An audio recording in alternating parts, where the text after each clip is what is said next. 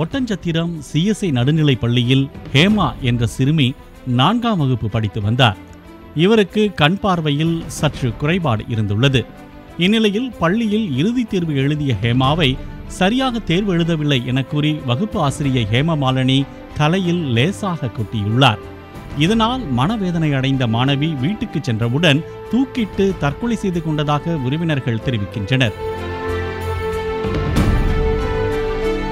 கூலி வேலைக்கு சென்ற சிறுமி ஹேமாவின் பெற்றோர் வீடு திரும்பியவுடன் கதவை திறந்து பார்த்தபோது ஹேமா தூக்கிட்டு தற்கொலை செய்து கொண்டது தெரிய வந்தது.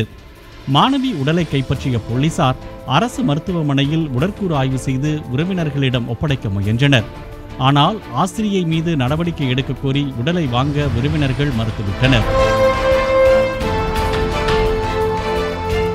இந்நிலையில் குற்றச்சாட்டுக்கு ஆளான வகுப்பு ஆசிரியை ஹேமமாலினி காவல் நிலையத்தில் சரணடைந்துள்ளார்.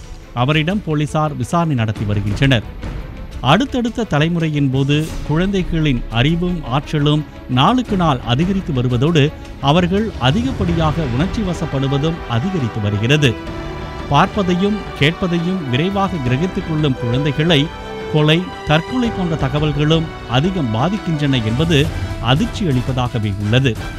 குழந்தைகள் விஷயத்தில் பெற்றோரும் ஆசிரியர்களும் மிகுந்த எச்சரிக்கையுடன் இருக்க வேண்டும் என்பதற்கு சிறுமி ஹேமாவின் தற்கொலை எடுத்துக்காட்டாக உள்ளது.